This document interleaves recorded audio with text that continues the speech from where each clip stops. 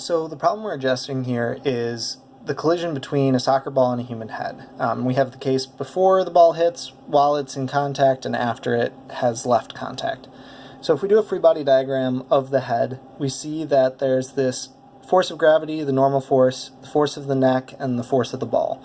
We don't care about the normal force of the gravity in this case, but if we look at momentum in the x direction, we can solve for that average force from the impulse, and we get this expression, which is mh times delta vh over delta t. So to minimize that average force, we need to either minimize the change in velocity of the head or increase the amount of time that it's changing for. So if you also look at that sum of forces in the x direction, we see that we just have the force of the neck and the force of the ball. So to minimize that, again, we just want the force of the neck to be equal to the force of the ball.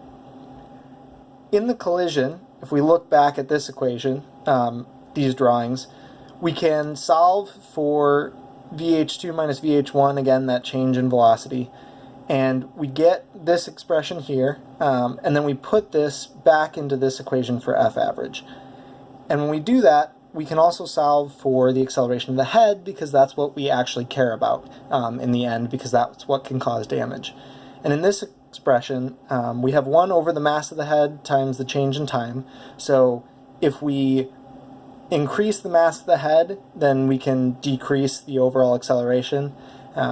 Similar, we have the mass of the ball times the initial velocity and times the final velocity. This term will be negative and this one will be positive, so it'll be all negative on these two terms. So the only thing that counteracts them is this force of the neck times the change in time. And a final interesting fact to note about this is that there are no terms for the velocity of the head, so that doesn't actually matter, and that's why you will not see it in the example problems on the next page.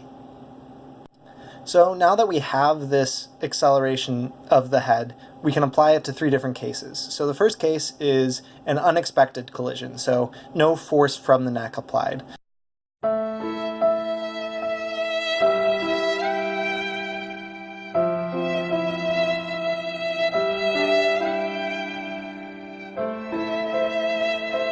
The rest of these terms are just accepted values for the mass of a head, the mass of the ball, kick of a ball, etc.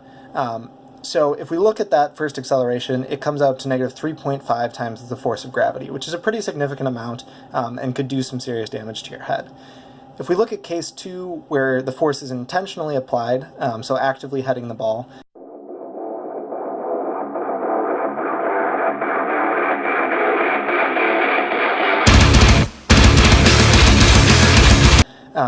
the acceleration, if with this force of 88 newtons, the acceleration drops all the way to negative 1.7 g. So it halves just based on applying that force. And then if we look at case 3, where there's a shorter time of impact, Johnson places the ball on the spot, getting ready. That man literally has a cannon for a leg. Yes, he does. Here he goes, winding up for the shot, and oh! The cannon has fired and hit Sterling directly to the face. we see that by having the time, the unexpected collision, the value goes up by twice as much, and the intentional case, it actually goes up by more than double. And this is due to the fact that as that time decreases, the effect of the force also decreases.